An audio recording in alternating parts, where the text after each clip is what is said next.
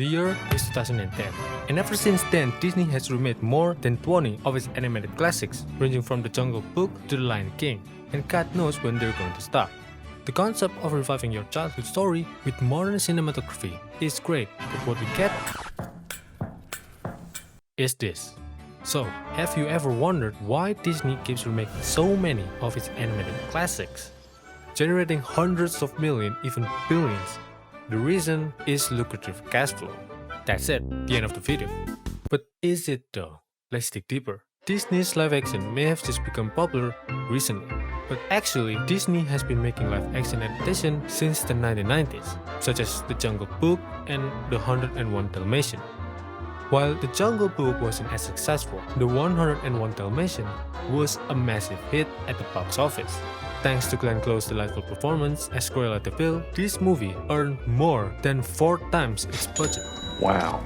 The second movie, 102 Dalmatian, can be said to be as successful as the first one, but the movie still managed to make a pretty good money. Even though the two movies didn't have the best review, but as Disney's money printer, live-action adaptation is actually quite good. But if it's really that good at generating money, Disney should have continued making live action, right? But not until 2010 that they really leaned toward this strategy. So, actually, why now they keep remaking their animation? The answer is you, because you love what Disney is doing. Why me? Why me? It all started in 2010. If you remember, Disney made Alice in Wonderland. At that time, Johnny Depp was already part of the very popular Disney Pirates of the Caribbean. Well, Depp's presence as the Mad Hatter helped the film cross $1 billion worldwide. It was the most money a Disney's live-action adaptation had made at that time. It is undeniable that Alice in Wonderland was financially successful, but not critically. And Disney was like, wait, people don't like this movie, but why make so much money? Was it just a hype kind of thing? So what they did was make another one. Another one. To make sure that it was not just a coincidence, they just wanted to prove that there was an actual audience who really wanted this kind of films. Next, Disney released Maleficent. While other remakes usually tell more or less the same story, Maleficent offers something different by telling the 1959 Sleeping Beauty from the villain's perspective. With a little twist on that story and a convincing performance from Angelina Jolie, helped Maleficent gross more than $758 million. Then there was Cinderella, which made slightly less with $542 million worldwide, but it was the best reviewed live-action adaptation by critics and audience at that time. Then came The Jungle Book that failed in '94, but this new adaptation crushed box office expectation. The good reviews helped the film outperform by around 40% in its opening weekend. Some even call it better than the 1967 original. By the end of its theatrical run, The Jungle Book had grossed over $966 million. Apart from making a lot of profits, these movies also critically acclaimed, at least for the live-action adaptation from Disney. The success of these films is important because to Disney, this shows that you actually like Disney's remake. Yes, you! Okay, we. So we are the one who's responsible for this and this. So stop complaining. As you can tell, until now, Disney only makes films that aren't very popular. They're still keeping their big weapon. And Disney finally decided to release not 1, not 2, not 3, not 4, not 5, but 8 of their best films. The Lion King, Beauty and the Beast, Aladdin, Mulan, Pinocchio, Peter Pan, Snow White, and The Little Mermaid. What I want to say is that they are crazy. Disney just decided to remake all of their best performing animation. And I haven't even mentioned sequels and not so popular ones like Dumbo, Mufasa, Cruella, Lady in the Tramp, Maleficent, the second one, all within 8 years. Talking about productivity, am I right? If, for example, Jungle Book didn't do well, then we probably won't get all of these movies, or at least not this many. It sounds like I'm opposing Disney's remake, but I don't. I've never hated Disney remakes, but if you get spam with remakes all the time, you're sure gonna get bored, right? Instead of making a new original films or even adapting new stories from novels, Disney chose to make existing movies simply in a different format. Whether it's Beauty and the Beast or The Lion King, Disney's long list remakes not only failed to repeat the achievement of the original films, they also failed to update or build on new stories. Of all of the remakes made, none have managed to surpass or at least match the achievement of the original work. And there's no denying that viewers aren't thrilled with how Disney's live-action remake retells their childhood stories. Just look at the rating. While it was exciting to hear Disney's making live-action remakes of your childhood favorite, the excitement wore off once the trailer and the film itself were released. Yeah, let's go! It's Aladdin! I loved this movie when I was 10 years old. Wait, why he kinda... Ah, oh, that's hot. That's hot.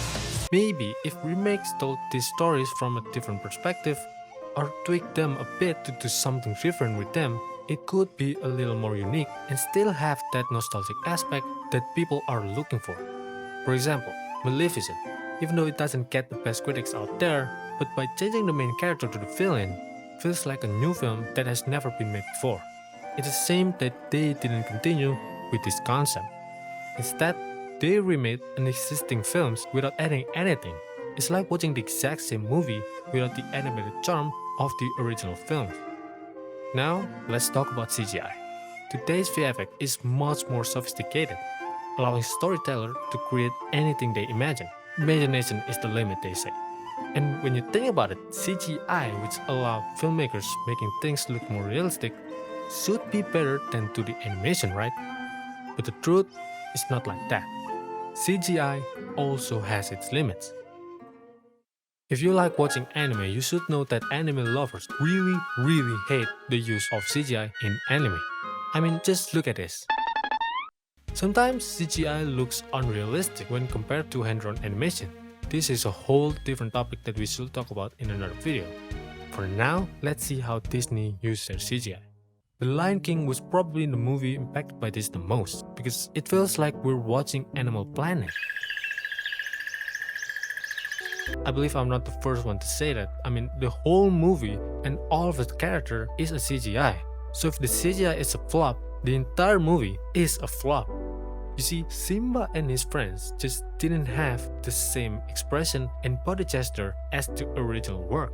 For example, when he was dealing with Mufasa's death, if we have no any idea about the story, we probably gonna have a hard time figuring out if he's sad or not. Simba barely has any facial expression, if not at all. As a result, Simba's horror and despair doesn't show on his face, and thus, while still devastating, it doesn't have the same emotional kick as the highly expressive Simba in the 1994's Lion King. The animals in the Jungle Book also have the same problem, where animals are made to look realistic, not expressive. Because of this, the cheerful and excited expression were removed to be replaced with what an actual animal looks like. Genie's expression and dynamic personalities also differ when translated from the animation to the live action. The Beast in the Beauty and the Beast also miss a series of emotion. Character, storyline, dialogues, or the use of songs might translate well into the live action. However, the facial reaction and the body movement that are beautifully depicted, funny, and dynamic in a hand-drawn animation cannot be described in the same way even with the most sophisticated CGI, because hand-drawn animation simply lives in a different world. And I'm serious, the fluidity of the movement, if it's even a word, is just different, because believe it or not, some of the personality of the character are drawn from their movement. The wise Mufasa is depicted by his strong and dashing movement. Genie's goofy personality is described by his ever-changing body shape. Our imagination also has a role in bringing the characters to life, and when the animation is replaced with something realistic, our imagination no longer plays a role, and what you see is what you get. Disney is not the only one that fails at live action. There are still many companies that try to remake anime end up in failure. Netflix is no exception. いや、待ってたよ、リュウク。